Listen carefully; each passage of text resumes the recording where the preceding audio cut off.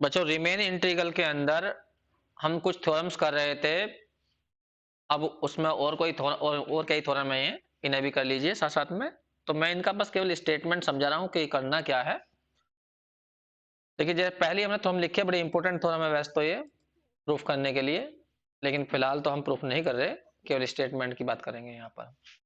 कोई F remain integrable function है, तो रिमेन इंटीग्रेबल को इतनी टेंशन मत लेना, सीधी सी बात है, उसको इंटीग्रेट कर सकते हो तुम। ऐसी कोई फंक्शन ली गई है, तब वो कह रहा कि एक नंबर म्यू मिलेगा जो उसके सुप्रीमम और इन्फीमम, यहाँ बाउंड्स लिख दिया बस हमने। बाउंड्स का मतलब है स्मॉल एम का मतलब इन्फीमम इस फंक्शन का इस पूरे इंटरवल पर, और कैपिटल एम का मतलब है इस फंक्शन का सुप्रीमम इसी इंटरवल पर। ऐसा एक नंबर मिलेगा म्यू जो स्मॉल एम और कैपिटल एम के बीच में होगा, जो इस तरह का होगा कि यदि फंक्शन को इंटीग्रेट किया जाए a to B F x D x, तो वो बराबर हो जाएगा mu into b minus a के। इसका मतलब क्या है वो मैं तुम्हें समझा देता हूं। एक मैं थोड़ा सा एग्जांपल लेता हूं, तुमसे बात करता हूं कि कहना क्या चाह रहा है। ज्योमेट्रिकल मीनिंग बता रहा हूं मैं इसका। मान लीजिए हम एक चित्र बनाते हैं, सिंपल सी फंक्शन ले लेता हूं वैसे मैं, एफ एक्स इक्वल टू मान लीजिए एक्स स्क्वायर, और इंटरवल डाल देता हूं मैं 1 से लेकर 2 तक का। सिंपल सा इंटरवल डाल दिया। बता सकते हो एम क्या होगा? इनफीमम इस फंक्शन का इस इंटरवल पर, पूरे इंटरवल पर 1 पर आएगा, 1 आएगा। और यदि हम कैपिटल एम की बात करें तो सुप्रीमम की बात कर रहे हैं हम, तो इसी इंटरवल पर 2 पर आएगी सबसे बड़ी वैल्यू, और वो 4 आएगी। समझ में आ गई बात तुम्हें? तो म्यू मैं तुम्हें 1 और 4 के बीच में ढूंढ के दिखाऊंगा एक नंबर ऐसा, जो म्यू की वैल्यू होगी वो 1 और 4 के बीच में आएगी।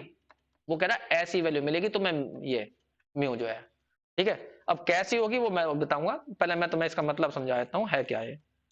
देखिए ये मैंने यहाँ पर x axis y axis draw करी, और इसका मैंने डायग्राम भी बना दिया, ये हमारा पैराबोला ये बन गया। यहाँ पर सपोज करो x की वैल्यू 1 है, और यहाँ पर मान लीजिए x की वैल्यू 2 है। हम कह रहे हैं कि ये फंक्शन 1 और 2 के बीच में इंटीग्रेबल है।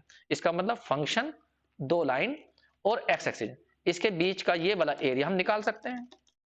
ये वाला एरिया कितना आएगा? सिंपल इंटीग्रेट कर दो, मतलब a to B F x D x कह दीजिए, या ये कह दीजिए a का मतलब 1 है, b का मतलब 2 है, एफ एक्स का मतलब एक्स स्क्वायर है। इंटीग्रेट करना कितना आएगा? एक्स क्यूब अपॉन 3 हो जाएगा, और यहाँ पर हम लिमिट भरेंगे तो 8/3 माइनस के 1/3 या 7/3, इतना एरिया आ गया। ठीक है, अब ये बताओ यहाँ से यहाँ तक की चौड़ाई कितनी है? 2 - 1 कुल मिला के 1 है, ये चौड़ाई इतनी है। ठीक, तो सोच के बताना मुझे तुम, क्या तुम ऐसा एक रेक्टेंगल बना सकते हो, एक ऐसा आयत बना सकते हो? यहाँ पर ए अलग बना रहा हूं मैं चित्र, वैसे इसमें समझा सकता था मैं।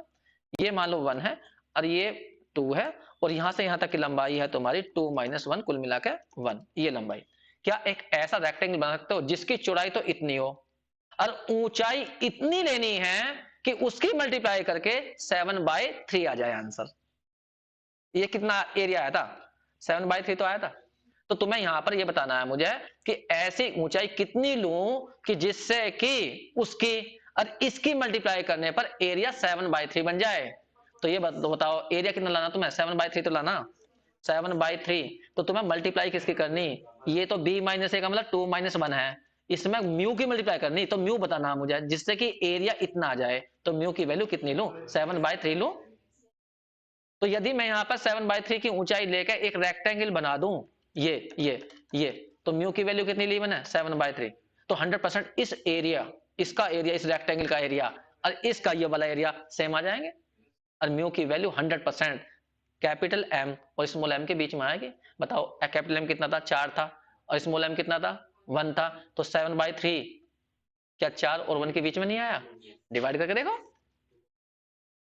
इन्हें समझ में नहीं आई बात जो है, तो वो यही कहना चाह रहा है, इसमें कोई बड़ी बात नहीं बता रहा वो, लेकिन किताबों में नाम छप गए।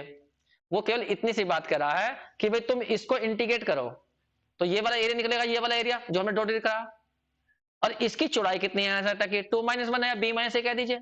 तो तुम एक ऐसा रेक्टेंगल बना सकते हो कि उसकी जो है ये तो चौड़ाई लेके चलना और म्यू इतनी हाइट लेके चलना, तो उसका एरिया इसका एरिया सेम बैठ जाएगा। इन अब भी समझ में नहीं आया? यहां तक की ऊंचाई कितनी है? ये ऊंचाई कितनी है यहाँ तक? ये 4 तो हुई, अरे तभी तो बताई तुमने यार सुप्रीमम। और ये वाली ऊंचाई कितनी है? ये ऊंचाई 1 है, तो 7/3 बीच में तो कहीं बैठेगा। 7/3 ये ऊंचाई मान लो, 7/3 यहां से यहां तक की ऊंचाई हुई। ठीक है, तो एक रेक्टेंगल बनाओ, चौड़ाई तो लेना 7/3 और ये लेना b माइनस है ये वाली, तो इसका एरिया, इस सारे का एरिया, इसका एरिया और उस पहले वाले का एरिया सेम ही तो आएगा। तो ये तो वो कह रहा है बस केवल कि तुम्हें एक ऊंचाई ऐसी मिल जाएगी कि वो रेक्टेंगल विद दो चीज की मल्टीप्लाई नहीं थी यहां पर। एक मिनट को वहीं पाना वापस, इसमें देखना दो चीज की मल्टीप्लाई नहीं राइट हैंड साइड में, एक तो b माइनस है और इनटू में म्यू, तो क्या बनेगा, एक रेक्टेंगल तो बन जाएगा, उसकी लंबाई इतनी ले लो चौड़ाई इतनी ले लो, बन जाएगा। तो वो कह रहा है कि ये तुम एक ऐसा रेक्टेंगल बना सकते हो जिसकी चौड़ाई b माइनस है और लंबाई कितनी ले लेना म्यू, अरे कोई सी बोल दो लंबाई, ठीक है, तो उसकी मल्टीप्लाई करने पर ये टोटल इसके एरिया के बराबर आ जाएगा। अब भी समझ में नहीं आया तो मैं जो है, अब बात करते हैं हम इसके सेकंड पार्ट की। इसे नोट करोगे तो क्या तुम चित्र को बनाओगे एग्जाम्पल, अगर तुम्हें एग्जाम्पल नोट करनी है तो नोट कर लो जल्दी से।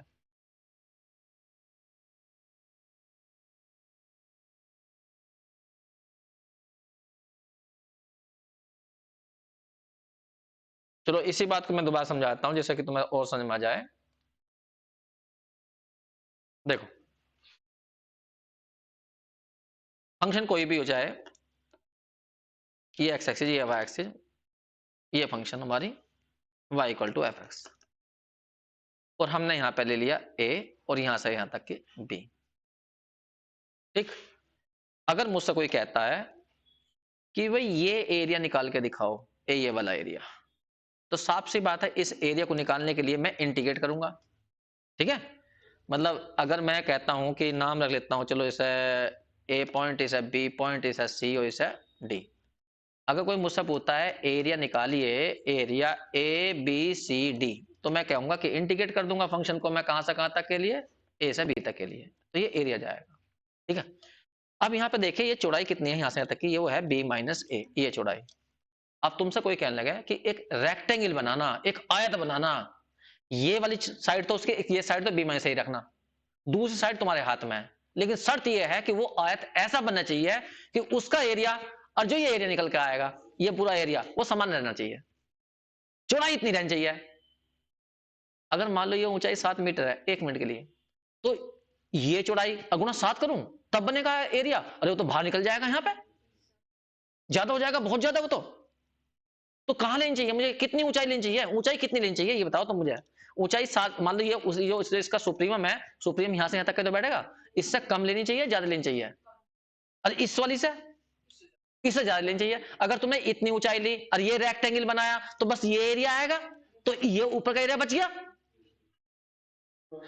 हाँ, और यदि तुमने सुप्रीमम लेकर, मतलब ये ऊंचाई लेकर बनाया 1 मिनट के लिए, अगर तुम ये कह रहे हो कि हमने ये ऊंचाई लेकर बनाया, ये वाली ऊंचाई लेकर बनाया, ये ऊंचाई लेकर बनाया और चौड़ाई यही ली, तो फिर तो ये फालतू हो जाएगा। तो तुम्हें कितनी लेनी पड़ेगी ऊंचाई उस आयत के, रेक्टेंगल के बीच में लेनी पड़ेगी ना, इनफीमम और सुप्रीमम के बीच में लेनी पड़ेगी, तब जाके एरिया सेम बैठेगा। ये तो कहना चाह रहा है थोड़ा वाला, ठीक है। अब इसका सेकंड पार्ट देखो क्या कह रहा है। सेकंड पार्ट में इतनी सी बात कही है, बात तो वही है ऊपरले वाली, बस थोड़ा सा चेंज कर दिया उसने। 1 मिनट में जरा सा जूम कर देता हूं, देखिए सेकंड पार्ट में क्या कर रहा है वो। अगर कोई फंक्शन कंटिन्यूअस है, उसका मतलब चित्र टूटा हुआ नहीं है, तो तब निश्चित रूप से एक पॉइंट सी ऐसा मिलेगा उस इंटरवल के अंदर जिस पर उस फंक्शन का इंटीग्रेशन इक्वल टू हो जाएगा b minus a f c के। तो कोई बड़ी बात थोड़ी कही है इसने, ये तो सिंपल सी वही वाली बात कह दी जो वहां कही थी उसने ऊपर वाले में। देखो मैं इसको ऐसा समझाता हूं,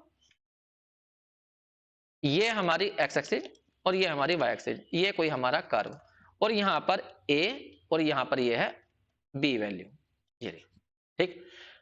इस पूरे इंटीग्रेशन का मतलब ये है, तो ये सारा एरिया निकालना, जो ये हमारा एरिया है, ये वाला area capital A B C D बराबर होगा एरिया के ए बी सी डी के, इस एरिया के होगा। सही बात है। अब हमसे क्या करना, हमें यहां पर उसने कहा b minus A into F C, B minus A into F C. अभी हमने क्या कहा कि यदि भाई इस एरिया को, और तुम्हें रेक्टेंगल का एरिया, ये रेक्टेंगल बनाऊंगा मैं, आयत रेक्टेंगल, इस रेक्टेंगल को ऐसा बनाना है उसकी चौड़ाई तो b माइनस ए रखनी, मतलब एक साइड तो b माइनस ए ही रखनी, दूसरी तुम्हारे हाथ में है, और ऐसी रखना जिससे कि मल्टीप्लाई करने पर दोनों साइड के एरिया सेम हो जाए।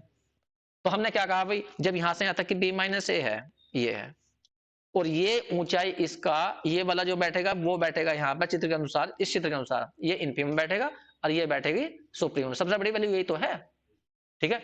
तो इसका मतलब है मुझे जो रेक्टेंगल लेना है वो इससे तो थोड़ा ऊपर लेना चाहिए, ये साइड एम छोटे एम से बड़ी लेनी चाहिए और कैपिटल एम से छोटी लेनी चाहिए। सपोज करो मैंने इतनी ली, इतनी जो किसमें स्मॉल बड़े एम और स्मॉल एम के बीच में को आ रही है, ये ली, इतनी है हमारी कितनी म्यू, ये ली म्यू, और मैंने इसको ऐसा घुमा दिया तो ये वाला हमारा रेक्टेंगल बन गया। और हम कह रहे हैं इस रेक्टेंगल का और जो हमने ऊपर वाला एरिया था हमारा ये वाला एरिया वो सेम आते हैं, ठीक है। तो म्यू हमने इतनी ली है, इतनी ये, ठीक। इस जहां ये बिंदु पर काट रहा है तो ये ऊंचाई भी तो म्यू हुई, ये नहीं हुई म्यू। तो इस पॉइंट पे कोई कोऑर्डिनेट पूछने लगा है, इस पॉइंट के कोऑर्डिनेट क्या हुए होंगे, y की वैल्यू तो हुई म्यू, और यहाँ पर x की जो वैल्यू हुई होगी वो यहां से यहां तक की दूरी हुई होगी, ये दूरी जो होगी a और b के बीच में नहीं बैठेगी या बाहर निकल जाएगी। अरे ये पॉइंट x कोऑर्डिनेट इसका a b के बीच में तो रहना है, तो इसका मतलब ये मान लो c दूरी है, c डिस्टेंस, तो इस पॉइंट के कोऑर्डिनेट क्या हुए c। तो म्यू कितना हुआ, म्यू किसके बराबर हुआ, अरे म्यू बराबर हुआ c पर फंक्शन की वैल्यू। इन्हें समझ में नहीं आया, अरे ये y नहीं है, ये पॉइंट कहां है, इस फंक्शन के ऊपर ही तो है, ये फंक्शन y बराबर fx है, तुमने x की जगह c भरा, तो c भरने पर y की वैल्यू कितनी आ रही है, यहाँ पर fc आ रही है, तो इसका मतलब म्यू की वैल्यू fc के बराबर ही तो हुई।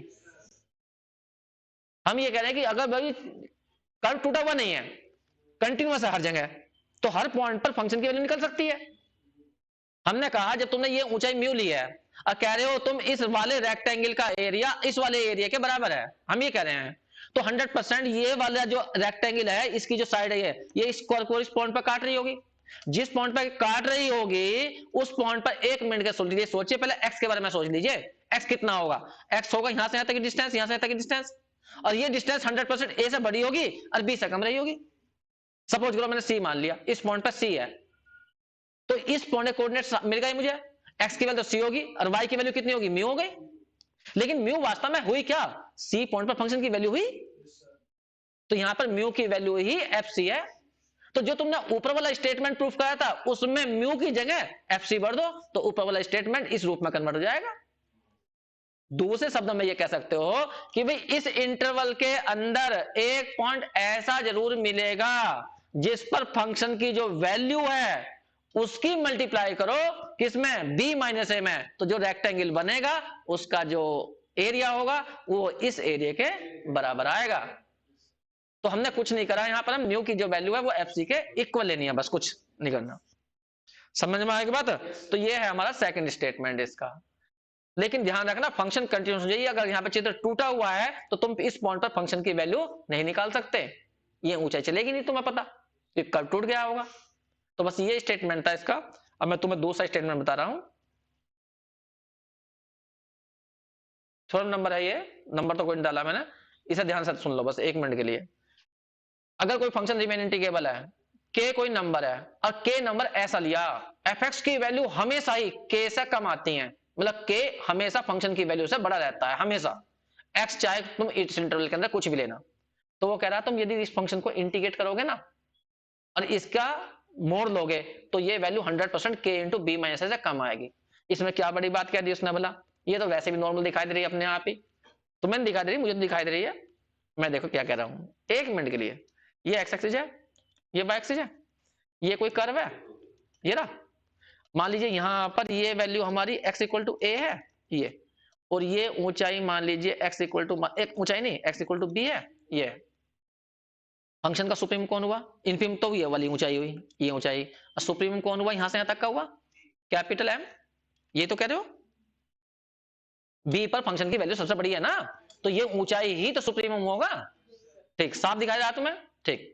ए एक ऐसा नंबर लो जो फंक्शन की सारी वैल्यू से बड़ा हो, तो फंक्शन की वैल्यू क्या हो सकती है, ए पर तो होगी ये वाली ऊंचाई, इससे अगले पॉइंट पर होगी ये वाली ऊंचाई, इससे अगले पर ये फंक्शन की ऊंचाई कह दो या वाई की वैल्यू कह दो, ये इन सबसे बड़ा कोई के नंबर लो, कुछ भी जो तुम्हारी जिंदगी में आता हो।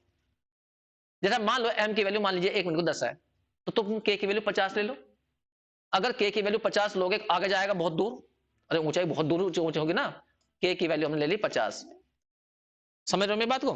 के की वैल्यू 50 है मान लीजिए, तो के की वैल्यू जब 50 है तो देखिए सोच कर देखिए 50 बहुत बड़ी ऊंचाई होगी, बहुत बड़ी ऊंचाई, और फंक्शन की सारी वैल्यू 50 से कम ही है भी यहां देखो, क्योंकि बड़ी से बड़ी कितनी वैल्यू है 10 है, और हमने के की वैल्यू 50 ले ली। तो अब वो क्या कर रहा, पहले इस साइड को निकाल लो, तो ये क्या होता है एरिया। कौन सा एरिया, मान लो ए बी और सी और डी, ये वाला एरिया, ये वाला एरिया, ये साइड है, ये तो है। अब ये क्या है, बी माइनस ए कौन सी दूरी है, यहां से यहां तक की दूरी बी माइनस ए है, ये रही। अब बी माइनस ए में तुमने 50 की गुणा कर ली, बी माइनस ए में 50 की गुणा कर ली, आयत बनाया रेक्टेंगल, चौड़ाई तो ली बी माइनस ए, और ऊपर को हाइट कितनी ले ली 50, बहुत ऊंची 50, इससे ज्यादा, ये ऊंचाई तो केवल 10 ही है, और इससे ऊंची ले ली 50, ये के ले लिया 50। तो एक आयत बनाना, चौड़ाई तो इतनी लेना और ऊंचाई इतनी लेना, मतलब एक साइड 50 लेना और एक ये लेना, तो इसके पहले यहां खींच दो यहां पर, और ये आयत बना दो, तो बताओ इसका एरिया जो आएगा, सारा ये एरिया रेक्टेंगल का एरिया इस वाले एरिया से बड़ा ही बैठेगा, क्योंकि तुम रेक्टेंगल ही ऐसा बना रहे हो, रेक्टेंगल के अंदर बना, चौड़ाई तो तुम उतनी ले रहे हो, लेकिन ऊंचाई तो सुप्रीम से भी तुम ऊपर डाल रहे हो ना। नहीं समझ में आई बात तो मैं जो है, तो इसमें बस इतनी सी बात कही गई है कि यदि तुमने कोई के ऐसा नंबर ले लिया जो फंक्शन की सारी वैल्यू से छोटी ही है, और के ऐसा नंबर ले लिया, तो फिर जो तुम आयत बनाओगे ना, रेक्टेंगल बनाओगे बी माइनस ए इंटू के करके, उसका जो एरिया होगा 100% इस वाले एरिया से बड़ा ही आएगा, छोटे नहीं हो सकता, क्योंकि तुमने यहां पर फंक्शन की वैल्यू सबसे ऊंचा ले लिया के। एक मिनट, दूसरा चित्र बनाता हूं। मान लीजिए ये तुम्हारा, ये कोई डायग्राम है, साइन कर्व बना लूं, ये साइन कर्व है, एक पार्ट लिया उसका 0 से लेकर पाई तक का, ठीक है।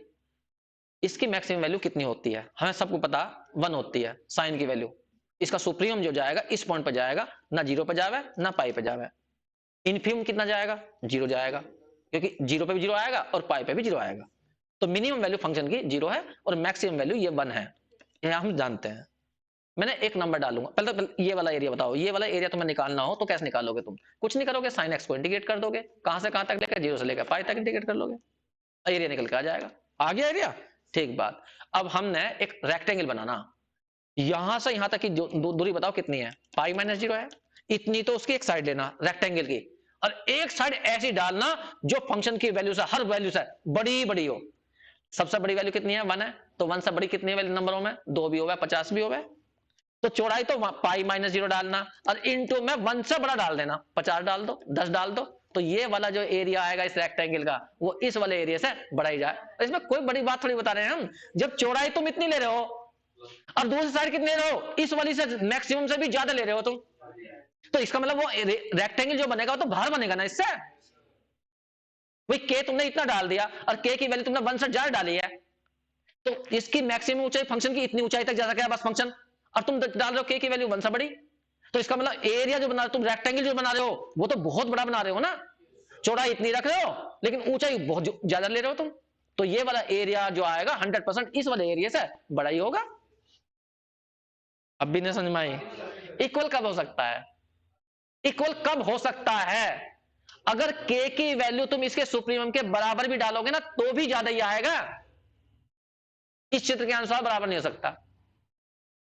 अब भी समझ में नहीं आई, के की वैल्यू मान लीजिए किसने 1 ही डाल दी, के की वैल्यू 1 डाल दी, तो रेक्टेंगल कहां तक बनेगा, एक मिनट में कलर डाल लेता हूं, ए यहां तक का रेक्टेंगल बनेगा, के की वैल्यू मान लीजिए किसने 1 ही डाल दी, तो ये रेक्टेंगल बन गया, ये रेक्टेंगल, इस रेक्टेंगल का एरिया इस वाले एरिया से अब भी बड़ा ही है,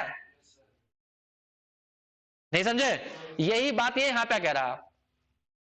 तो इस तरह में बस इतना ही समझाया गया कि अगर के तुम फंक्शन में समझो, मतलब ये समझो ऊंचाई से ये ज्यादा लिया तुमने, फंक्शन की सबसे बड़ी वैल्यू से भी ऊंचा के, तो के जो है फंक्शन की सभी वैल्यू से बड़ा है, तो यहां पे जो रेक्टेंगल बनाया राइट हैंड साइड में कैसे बनाया, के इंटू बी माइनस ए, चौड़ाई तो वही ली है लेकिन के उस सबसे फंक्शन की सबसे ऊंचाई ऊंची वैल्यू से भी बड़ी ले ली, तो ये वाला रेक्टेंगल इस वाले एरिया से बड़ा ही जाएगा। तो यहां पे इक्वल लगा हुआ है और यहां पे ये लगा हुआ है, इक्वल कब होता है वो भी तुम्हें समझा देता हूं, एक मिनट को, इक्वल कब हो सकता है, एक मिनट, फंक्शन दे रहा हूं मैं तुम्हें f x equal to x, x नहीं देते कांस्टेंट फंक्शन दे देते हैं, मान लीजिए के डाल दी, ये कांस्टेंट फंक्शन लिया, इसका तुम्हें डायग्राम बनाना, ये एक्स एक्सिस है और ये वाई एक्सिस है, इंटरवल देता हूं मैं, मान लीजिए ए से लेकर बी तक कुछ भी ले लेना, ए से बी, ये सोचिए ये फंक्शन का ग्राफ कैसा आएगा, ऐसा। ये ऊंचाई कितनी रही होगी, के रही होगी। इंटरवल कितना दिया तुम्हें, ए टू बी। ये अगर तो कोई तुमसे पूछने लगा कि भाई ये एरिया निकाल के दिखाओ, तो इंटीग्रेट कर दो ए टू बी और एफ एक्स डी एक्स। भाई यही तो फंक्शन है, यहां से यहां तक की है, इंटीग्रेट करो, सिंपल सा इंटीग्रेशन आएगा। एफ एक्स का के का बाहर निकल जाएगा वन, वन का हो जाएगा एक्स, और यहाँ आ जाएगा ए, हाँ ए बी, कुल मिलाया कितना आ गया, के बी माइनस ए। ये एरिया इतना आ गया, ये तो आ गया। जब मैं के की जगह कुछ और बदल दूं, क्योंकि के मैं वैसे भी लूंगा, ये आ गया, इतना एरिया निकल आया। अब हमसे क्या कहा गया कि भाई के ऐसा पकड़ो जो फंक्शन की सभी वैल्यू से बड़ा ही बड़ा आवे। तो फंक्शन की मैक्सिमम वैल्यू भी के जानी, एल जानी, और मिनिमम वैल्यू भी एल ही जानी। तो उससे कोई बड़ा नंबर ले लो, कुछ भी बड़ा नंबर। तो इससे बड़ा लेना, अगर मान लीजिए एल 10 है तो के की वैल्यू 50 पकड़ लो, 100 पकड़ लो, 1000 पकड़ लो। तो सोचो जब यहां से यहां तक की चौड़ाई कितनी है, बी माइनस ए है, और के की वैल्यू तुम 50 लोगे, और जबकि ये ऊंचाई केवल 10 ही है, तो वो जो रेक्टेंगल बनाओगे वो ज्यादा ऊपर नहीं जाएगा। लेकिन यदि के की वैल्यू तुमने 10 ही ले ली तो सेम आ जाएगा। अब भी समझ में नहीं आया ना? इतनी मुश्किल बात तो है नहीं वैसे, या मेरे समझाने में थोड़ी प्रॉब्लम हो रही है। हम कह रहे हैं कि भाई चौड़ाई तो इतनी ही रखना है, चौड़ाई तो बदलनी नहीं है। अब तुम्हें आयत बनाना है, तो आयत बनाने के लिए दूसरी साइड तो चाहिए, रेक्टेंगल बनाने के लिए दूसरी साइड तो चाहिए। तो दूसरी साइड वो क्या, के लो, लेकिन के जो है फंक्शन की वैल्यू से बड़ा ही लेना। तो फंक्शन की मैक्सिमम वैल्यू कितनी जाएगी, एल जाएगी। एल का मतलब मान लो 10 है, तो 10 से ऊपर लेना। हमने 50 ले लिया, तो इसका मतलब दूसरी साइड हमें लेनी 50, ये ऊंचाई 50 लेनी। तो ये जो आयत बना, ये रेक्टेंगल बना, ये वाला रेक्टेंगल जो ना सारा ये इस वाले पहले वाले एरिया से तो बड़ा ही गया ना। लेकिन यदि के तुमने हाँ 10 ही ले लिया तो फिर सेम आ जाएगा। तो इसलिए उसने यहां पर कंडीशन लेस देन और इक्वल टू डाली है। यहां पर ऐसी भी स्थिति बन सकती है कि के की वैल्यू यदि मान लो फंक्शन की वैल्यू के बराबर ले ली, तो फिर यहां पर इक्वल आ जाएगा। समझ में आगे बात? तो मैं जल्दी से एक बार थोड़ा हमको लिखो। देखो मैं एक रफ एग्जांपल लेके भी करवा देता हूं तुम्हें, ये तो मैं डायग्राम से बता दिया वैसे रटने के लिए। एक रफ एग्जांपल लेता हूं, वही अपने पुराने वाली एक्स स्क्वायर, इंटरवल ले लिया मैंने 1 से लेकर 2 तक का। ये अभी हमने देखा था यहां पर जो सुप्रीम जाएगा इसका सबसे बड़ी वैल्यू 2 पर जाएगी, वो जाएगी 4, और मिनिमम वैल्यू जाएगी 1। इसकी फंक्शन की वैल्यू सबसे बड़ी 1 है और 4 है, और मिनिमम 1 है। ये तो है ठीक। के मानो ऐसा जिस पर के की वैल्यू है ये हमेशा ही फंक्शन की वैल्यू छोटी रहे। तो सुप्रीम 4 देख लिया, 10 ले लो, के की वैल्यू 10। तो हमें साफ दिखाई दे रहा कि फंक्शन की वैल्यू कभी भी 10 से ऊपर नहीं जा सकती, चाहे चेक करो तुम, क्योंकि मैक्सिमम भी 2 4 जानी। सही है, ठीक बात। अब हमारी लेफ्ट हैंड साइड लेते हैं। लेफ्ट हैंड साइड थी 1 to 2 F x D x को इंटीग्रेट करो, करो 1 to 2, और यहाँ आएगा x square D x, integration हो जाएगा एक्स क्यूब अपॉन 3, और लिमिट 1 to 2। अभी बताया था मेरे ख्याल से 7/3 आया था, आया था। अब तुम के इंटू क्या था, बी माइनस ए की वैल्यू निकालो। अब तुम्हें रेक्टेंगल बनाना, आयत बनाना। रेक्टेंगल कैसा बनाना है, के इंटू बी माइनस ए लेकर उसका एरिया निकालना। एरिया ऑफ रेक्टेंगल लिख लेना। के की वैल्यू तुमने कितनी लिया है 10, और बी माइनस ए कितना तुम्हारा 2 - 1, तो कितना बैठ जाएगा 10 इंटू 1, कुल मिला कितना आ गया 10। अब चेक करिए ये वाला एरिया, इस एरिया में कौन सा बड़ा, 10 वाला बड़ा। अब भी समझ में नहीं आई तुम्हें बात?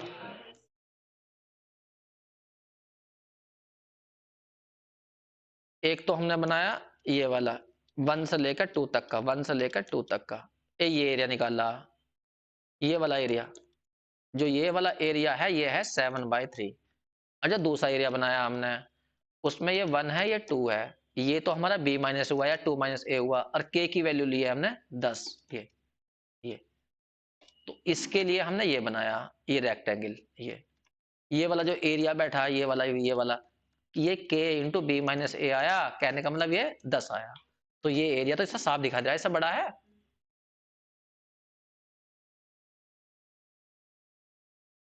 कर लिया? अब मैं तुम्हें 2 से समझाता हूं मैं, नोट करोगे कैसा है? देखो बच्चों ये नेक्स्ट थ्योरम है, कोई बड़ी बात नहीं है, बहुत सिंपल सी बात कर रहा है। कोई फंक्शन रिमेन इंटीग्रेबल है, तो रिमेन इंटीग्रेबल का मतलब एरिया निकाल सकते हो तुम उसका, ठीक है। फिर क्या कह रहा है वो, फंक्शन की वैल्यू हमेशा पॉजिटिव आती है, तो हम समझ गए पॉजिटिव क्या करने का मतलब क्या है, उसका जो डायग्राम बनेगा वो एक्स एक्सिस के ऊपर बन रहा होगा। ये तो मतलब है, अरे एफ एक्स का पॉजिटिव होने का मतलब वाई का पॉजिटिव होना। तो वाई कहां पॉजिटिव होता है? ऊपर। एक्स का ऊपर तो होगा, या तो फर्स्ट क्वाड्रेंट में होगा या किस में होगा, सेकंड में होगा। तो वो कह रहा कि ऐसा कोई फंक्शन है जिसकी वैल्यू पॉजिटिव आती है, तो वो कह रहा उसका इंटीग्रेट करोगे ना, तो वो इंटीग्रेट करने वाला वो एरिया निकालोगे वो पॉजिटिव ही आएगा। इसमें कोई बड़ी बात थोड़ी कही। अभी जो हम क्वेश्चन कर रहे थे, ये रहा हमारा क्वेश्चन, और ये हमारा 1 to 2 है मान लीजिए, ठीक। अब ये देखो, इस इंटरवल के अंदर, इस इंटरवल के अंदर फंक्शन की वैल्यू कैसी है? ऊपर ही तो है, पॉजिटिव तो है, वाई पॉजिटिव तो है, ऊपर तो है सारा। तो इसका जो एरिया निकल के आया है, ये एरिया क्या नेगेटिव में आ जाएगा? अरे पॉजिटिव तो आएगा। तुम ये सब मान लो तुमने ली थी फंक्शन क्या, y equal to x square, f x कह लो या y इक्वल टू, वो देख बात ये। अब तुम इसे इंटीग्रेट करके दिखाओ यहाँ पर, एक्स स्क्वायर डी एक्स। तो सिंपल सी अभी कहा था हमने, एक्स क्यूब अपॉन 3 आया था, और कितना आया था? 7/3 आ गया था, ये आ गया आंसर।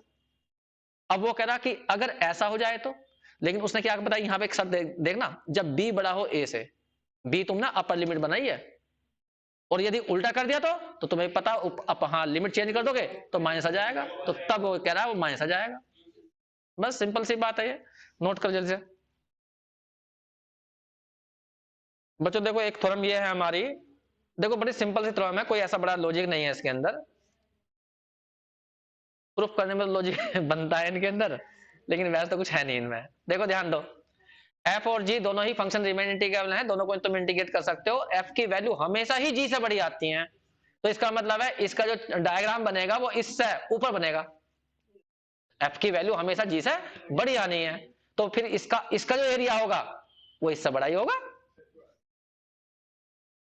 एक मिनट में एक चित्र बनाता हूं, ये f का चित्र है, f का, और इंटरवल लिया हमने 1 से लेकर 2 तक का, ध्यान रखना ये एफ एक्स है हमारी ऊपर वाली, ठीक। अब मैं तुम्हें जी एक्स का चित्र बना के दिखाता हूं। जी एक्स का चित्र मान लीजिए ये वाला है, ये जी एक्स का है। अब ध्यान से देखना, 1 2 के बीच में जो कंडीशन दिया है, ये वाली कंडीशन, ये सही है गलत है? इस इंटरवल के अंदर कहीं पे भी चेक करो, किसी पॉइंट पे चेक करना, जी की वैल्यू छोटी ही आएगी एफ से। अगर तुमने मान लो इस पॉइंट पे चेक करी, तो इस पॉइंट पे जी तो इतना सही है केवल, और एफ ऊपर तक का है, तो एफ ज्यादा है, किसी भी पॉइंट पे चेक कर लो, तो 100% ऊपर वाला एरिया जो आएगा एफ एक्स वाला वो ज्यादा आएगा इस वजह से। बस इतनी सी बात है इसमें। मान लीजिए ए बी, ये सी डाल दिया तुमने, डी डाल दिया, तो यदि तुम क्या हो गया भाई एरिया निकालना है, तो मैं area A B C D, ये वाला एरिया, तो तुम्हें जी को इंटीग्रेट करना होगा, और लिमिट ए टू बी रखनी पड़ेगी अगर लिमिट ए टू बी है तो, ठीक। और यदि तुम्हें ये पूरा एरिया निकालना ऊपर तक का, ए बी सी डी ई कह लीजिए, इसे कह लीजिए एफ, तो एरिया यदि तुम्हें निकालना है ए बी ई और एफ, ये वाला एरिया निकालना, तो तुम्हें ए टू बी एफ एक्स को इंटीग्रेट करना पड़ेगा। और साफ दिखाई दे रहा है जब ये एफ के अंदर वाई की वैल्यू, एक बार सोचो, दोनों एरिया की तुम्हें दिखाई दे रहा है चौड़ाई सेम है, ऊंचाई में तो अंतर पड़ रहा, और ऊंचाई किसकी ज्यादा है? एफ वाले की ज्यादा है, तो एफ वाले का एरिया बड़ा ही आना। यही बात यहाँ पे कर रहा है वो। सेकंड वाले में कह रहा है अगर लिमिट चेंज कर दोगे तुम, भाई इसमें बी बड़ा था, अब क्या कह रहा था, बी क्या कर दिया यहाँ पर, बी छोटा कर दिया ए से, तो फिर माइनस का अंतर आ जाएगा, तो इंक्लूडिंग अपना आप बदल जाएगी। जल्दी नोट करिए, इतना कर लिया तुमने, जल्दी बनाओ इसको, याद रहेगा थोड़ा सा।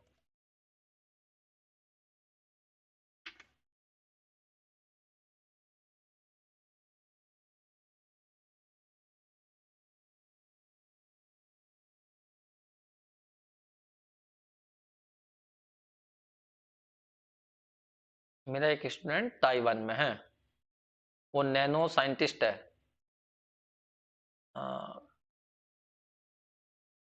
तो उस, अब यही तो है, स्टूडेंट पता नहीं कहाँ कहाँ निकल जाते हैं, पता भी नहीं चलता बाद में, जब उसने बताया तब मुझे ध्यान आया, उसने वीडियो डाल रखी है एक जो है, माँ की डाल रखी है उसने तो। हम्म,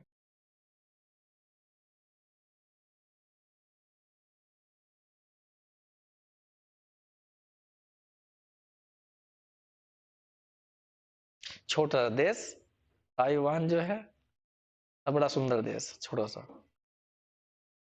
हाँ छोटा सा देश है, ताइवान बड़ा कहाँ है? बड़ा है, हैं? बहुत मतलब ऐसे लोग हैं वहां पे, लड़ने वाले नहीं है, शांति प्रिय लोग हैं वहां के ताइवान के। अरे तुम सुंदर कैसे कह रहे हो, नेचुरल वाला, मतलब जो वहां पर पहाड़ी वाड़ी? नहीं, सुंदरता तो कई तरह की होती है। हाँ। मैं ना, मैं तो यह सब बाहर ना निकला मेरे साथ तक। हाँ, लेकिन मुझे कहीं और चीज पसंद भी नहीं आती, मुझे अपना मेरठ ही पसंद आता है। कई बार गया था मैं, नहीं घूम के आया हूँ, जैसे मान लीजिए ऋषिकेश गए, इधर इधर गए, पहाड़ों पे गए, उधर हाँ पटनी टॉप, कश्मीर, उधर घूम आए। लेकिन फिर मतलब एक हफ्ते के बाद में ऐसे उपजा में कि भाग लो बस। हाँ, फिर वे सुंदरता सब बुरी लगने लगे। और यहाँ आके जब अपने खाट पे लेटे हैं टूटी फूटी पे, बड़ा अच्छा लगा है कि हाँ अपने घर पे आ गए। मैं तो अपनी जगह सही लगे हैं, बस बे मतलब की बात नहीं, ये तो बस दिखावटी लगे हैं ये सब, सुंदरता जो है बे मतलब की। तुम शायद तुम्हें भी यही एहसास होता होगा मेरे ख्याल से, जाके देखो कहीं आराम मिलेगा तुमने घर पे आके।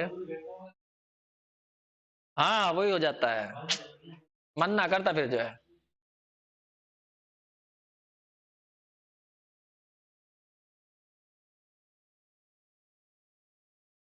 देखो बच्चों, नेक्स्ट थोड़ा मैं ये, ए लेस देन बी, सी लेस देन बी, सी जो पॉइंट दिया गया है ए बी के बीच में दिया गया है, एफ रिमेन इंटीग्रेबल है। और देखो यहां पे ध्यान दो, एफ जो है ए सी के बीच में रिमेन इंटीग्रेबल होगी, और एफ होगी सी बी के भी। खूब क्वेश्चन करते हैं हम ऐसे, बीच में तोड़ के नहीं करते दो जगह। हाँ, तो वो इंटीग्रेबल है तभी तो तोड़ सकते हो तुम। एक छोटा सा मैं एग्जांपल देता हूँ वैसे ही रफली, ये कोई वो नहीं है ज्यादा इनको लिखने लिखने की बात, लिख लेना वैसे दूसरी बात है। ए मान लीजिए ये हमारी एक्स एक्सिस और ये वाई एक्सिस, और ये हमने वही अपना पैराबोला का चित्र बना दिया, और यहाँ पे ले लिया 1 और यहाँ पे ले लिया 2। बताइए क्या तुम 1 और 2 और इस पूरे कर्व के बीच का एरिया निकाल सकते हैं? निकाल सकते हैं। अब हम बीच में एक पॉइंट डाल देते हैं जो 1 और 2 के बीच में है। अब मैं इतने कर्व को लेकर एरिया निकाल लूं, इस वाले एरिया को, क्या निकल नहीं सकता ये? बस क्या करना पड़ेगा, मुझे जो फंक्शन दे रखी है उसको ए टू सी करना पड़ेगा। अगर ये ए है और ये बी है तो ए टू सी करना पड़ेगा, बस लिमिट चेंज करनी पड़ेगी, वरना आ जाएगा ए टू सी और यहाँ पर एफ एक्स और डी एक्स, तब ये वाला एरिया निकल जाएगा। और क्या मैं इस एरिया को निकाल सकता? इसको भी निकाल सकता हूं, बस इसमें इंटरवल चेंज कर लूंगा C to D, C to B, ठीक है, और दोनों को ऐड कर दूंगा तो पूरा आ जाएगा। तो वो ये कह रहा है कि यदि कोई फंक्शन जो है ए टू बी के बीच में इंटीग्रेबल होती है, तो तुम उसमें बीच में कोई पॉइंट डालकर तो उस फंक्शन को चेक करोगे ना, तो भी वो इंटीग्रेबल आएगी उन छोटे छोटे इंटरवल्स पर। तो वो तो कह रहा दो को, तो तुम 10 जगह तोड़ दो इसको, 10 जगह अलग अलग इंटरवल पे वो इंटीग्रेबल होगी, और सबका एरिया जो आएगा जोड़ने के बाद वो टोटल के एरिया के बराबर आ जाएगा। यही बात उसने यहाँ पे लिखवाई है। तो ये छोटी छोटी थोड़ा मैं इनको याद रख लीजिए, ये तो याद क्या अपने आप ही याद रह जाएंगी। ए टू बी इंटीग्रेट करोगे तो ए टू सी और C to B, F x D X. ऐसे उसने कहा एफ और जी दो अलग अलग फंक्शन है, दोनों के दोनों इंटीग्रेबल हैं, तो उनका प्लस करो माइनस करो तो वो सब रिमेन इंटीग्रेबल होता है। जैसे तुमने क्वेश्चन करे होंगे ऐसे, बीच में यहाँ पे प्लस आ रहा तो तुम अलग अलग इंटीग्रेट कर लेते हो, माइनस आ रहा तो अलग अलग इंटीग्रेट कर लेते हो, उसके बाद माइनस कर लेते हो। तो ये सब बातें कॉमन सी हैं, ये तो सब बातें नोट कर लीजिए, इनमें कोई ऐसी बड़ी बात नहीं है। बच्चों ये कुछ थ्योरम और हैं, इन्हें भी तुम्हें रटना है कि अगर f और g दो फंक्शन रिमेन इंटीग्रेबल होते हैं तो उनकी प्रोडक्ट करने पर जो नई फंक्शन बनेगी वो भी रिमेन इंटीग्रेबल होगी। भले ही फंक्शन बदल जाएगी लेकिन उसको इंटीग्रेट करके मतलब एरिया निकाल सकते हो तुम। तो इस तरह से हमने कुल मिलाकर यहाँ पे देखा कि अगर दो फंक्शन रिमेन इंटीग्रेबल है उनको प्लस कर दीजिए, माइनस कर दीजिए, गुना कर दीजिए, तो वो सब रिमेन इंटीग्रेबल आती हैं। एक और बताई थी मैं शुरू में तुम्हें, यदि कोई फंक्शन कंटिन्यूअस होती है तो वो भी रिमेन इंटीग्रल, कोई फंक्शन मोनोटोनिक होती है चाहे वो इंक्रीजिंग हो या डिक्रीजिंग हो तो वो भी रिमेन इंटीग्रल होती है, कोई फंक्शन डिसकंटिन्यूअस होती है निश्चित पॉइंटों पर तो भी वो रिमेन इंटीग्रल होती है। अगर कोई फंक्शन इनफाइनाइट पॉइंटों पर भी डिसकंटिन्यूअस हो तो फिर उसका क्या बनाना, तुम्हें लिमिट पॉइंट का सेट बनाना। अगर वो लिमिट पॉइंट का सेट फाइनाइट आता है तो भी वो रिमेन इंटीग्रेबल होगी। तो ये सारी थ्योरम रिमेन इंटीग्रल पर हम किस किस फंक्शन को इंटीग्रेबल कर सकते हैं, इंटीग्रेट कर सकते हैं, ये बताया गया है इस चैप्टर के अंदर जो है। ऐसे ही कि यहाँ लिखी गई है, अगर कोई फंक्शन तुम्हारी रिमेन इंटीग्रेबल है तो तुम उसका मोड ले लीजिए, उसको पॉजिटिव बना लीजिए, तो भी वो रिमेन इंटीग्रेबल आएगी। फिर यहाँ पे लिखा है यहाँ पर कि मोड, अगर तुमने मान लो कोई फंक्शन दी, उसको पहले तुमने इंटीग्रेट कर लिया, इंटीग्रेट करने के बाद उसका मोड ले लिया, ठीक, और या पहले फंक्शन का मोड ले लिया उसके बाद तुमने इंटीग्रेट करा, तो ये साइड छोटी भी हो सकती है। तो इसका प्रूफ बड़ा इंपॉर्टेंट माना जाता था, लेकिन तुम्हें प्रूफ नहीं करना है, तो इसमें यह ध्यान रखना कि ये इक्वल नहीं होगा। लेस देन भी हो सकता है, छोटा भी हो सकती है साइड जो है, ठीक है। फिलहाल मैं इस थ्योरम पे एक अलग सा बात बता रहा हूं कुछ और। ये फंक्शन जो है, अगर कोई फंक्शन रिमेन इंटीग्रल होती है तो उसका मोड लेने के बाद में वो रिमेन इंटीग्रल होगा, लेकिन इसका कन्वर्स जरूरी नहीं होता सही हो। कन्वर्स का मतलब यह है कि अगर किसी फंक्शन का मोड रिमेन इंटीग्रेबल है तो जरूरी नहीं होता कि वो फंक्शन खुद भी रिमेन इंटीग्रेबल हो। तो मैं इसके कन्वर्स पर एक एग्जांपल दे रहा हूं, उस एग्जांपल को तुम्हें नोट करना है। मान लीजिए कोई फंक्शन तुम्हारी ये है जिसकी दो वैल्यू हैं, 1 जब x इज रेशनल और -1 जब x इज इरेशनल। ये मैंने एक फंक्शन दिया तुम्हें, -1 to 1, इंटरवल कुछ भी ले लीजिए, चलो जी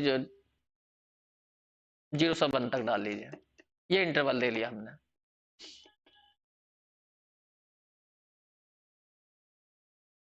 इसका मोड लगाइए, बताओ मोड लेने का मतलब क्या होता है। अगर fx की वैल्यू 1 है, fx की वैल्यू 1 है तो मोड कितना आएगा, 1 का 1 ही आएगा। और fx की वैल्यू -1 है तो भी मोड 1 आएगा। मतलब x रेशनल होने पर इसकी वैल्यू +1 आएगी और x इरेशनल होने पर भी इसकी वैल्यू +1 आएगी। कहने का मतलब फंक्शन की वैल्यू आ गई सिंपल सी 1 मोड लेने के बाद।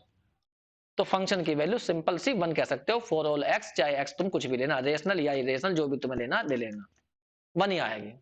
अब ये बताओ ये फंक्शन रिमेन इंटीग्रेबल है या नहीं है, बताओ क्यों है रिमेन इंटीग्रेबल। ये जो फंक्शन बनी मोड fx को तुम ऐसे लिख सकते हो 1 या x की पावर 0, या छोड़िए वैसे लिख दो, ये है कांस्टेंट फंक्शन और कांस्टेंट फंक्शन हमेशा कंटीन्यूअस होती हैं। चेक कर लीजिए, सीधे बताओ क्या बनेगा इसका।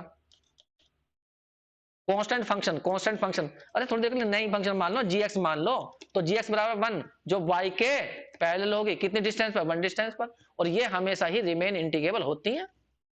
सही है, क्यों, क्योंकि ये कंटीन्यूअस है। कंटीन्यूअस फंक्शन हमेशा ही रिमेन इंटीग्रेबल होती हैं, तो इसलिए मैं कह सकता हूं मोड fx क्या हुई, रिमेन इंटीग्रेबल हुई। यहां पर लिखो इस बात को, इतना करने के बाद लिखो, बोलो। We know that constant function is continuous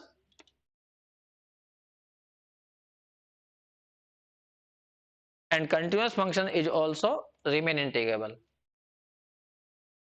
and continuous function is remain integrable। ये लिख दिया हमने, remain integrable के लिए एक संकेत बना दिया, फंक्शन इज, हाँ f belongs to R 01 remain integrable होगी, इज रिमेन इंटीग्रेबल। तो इसका मतलब मोड लिखना, मोड f। तो मोड f को हमने रिमेन इंटीग्रेबल प्रूफ कर दिया, लेकिन खुद f को चेक करो अब कि वो रिमेन इंटीग्रेबल है या नहीं है। But f is not remain integrable. ये मैंने तुम्हें एक एग्जांपल करवाई थी 5, एग्जांपल 5 नोट करी मैंने। ये देखो ये वाली जो फंक्शन है ये एग्जांपल थी, इसका अपर रिमेन इंटीग्रल जब निकालोगे और लोअर रिमेन इंटीग्रल निकालोगे वो अलग अलग आएंगे। क्यों आएंगे बता देता हूं मैं। जब हम इसका अपर रिमेन इंटीग्रल निकालेंगे तो हमें सुप्रीम की जरूरत पड़ेगी। तो जैसे मान लीजिए हमारा इंटरवल है 0 to 1, तो तुमने पार्टीशन बनाओगे तो पहले h लोगे सेगमेंट की चौड़ाई, तो 1 - 0 बटे कितना करोगे n, तो 1/n आएगा। पहला 0 लोगे, फिर 1/n लोगे, फिर 2/n लोगे, ऐसा करते हुए चले जाओगे, लास्ट में n/n ये बन जाएगा। पहले सेगमेंट पर यदि फंक्शन का तुम सुप्रीम चाहोगे या इनफिनिम चाहोगे तो तुम्हें यहाँ पे देखना पड़ेगा, जो पहला सेगमेंट बनेगा I1 बताया था मैंने 0 1/1, इसके अंदर इनफाइनाइट रेशनल होंगे, इनफाइनाइट इरेशनल होंगे। जो जो रेशनल होंगे उन पर 1 आएगा और जो इरेशनल होंगे उन पर -1 आएगा। तो सुप्रीम वैल्यू क्या जाएगी, फंक्शन की सबसे बड़ी वैल्यू 1 ही जानी, क्योंकि सभी पॉइंटों पर या तो 1 जानी है या -1, तो हमें नहीं सुप्रीमम तो 1 जाएगी। और यदि इनफिनिम निकालोगे तो -1 जाएगी। तो सुप्रीमम 1 जाएगा और इनफिनिम जाएगा -1, और सेगमेंटों की सबकी चौड़ाई कितनी है, 1 है। तो जब मैं निकाल दिखाऊं, मैं सोच रहा मगर निकाल रखा था मैंने, यूपीएफ सुप्रीमम 1, पहले सेगमेंट की लंबाई 1/n, दूसरे के अंदर भी सुप्रीमम 1, लंबाई 1/n, ऐसा करते जाओगे 1 इंटू 1/n, तो कुल मिला के n/n आ जाएगा, n से n कट जाएगा। फिर अपर रिमेन इंटीग्रल निकालोगे लिमिट लेकर, इसमें n बचेगा नहीं तो 1 ही आएगा, और लोअर रिमेन इंटीग्रल जाएगा इसका -1, तो दोनों बराबर नहीं है, इसलिए फंक्शन रिमेन इंटीग्रेबल नहीं है। तो ये खुद ये फंक्शन रिमेन इंटीग्रल नहीं है, जब इसका मोर लेने पर वो रिमेन इंटीग्रल बन गई। सही है, यही बात लिखी है यहाँ पर। तो ऊपर जो थ्योरम लिखी गई थी उसका कन्वर्स सही नहीं है, ये ध्यान रखना। ठीक है बच्चों, इन्हें करके देखिए, फिर और थ्योरम करवाएंगे।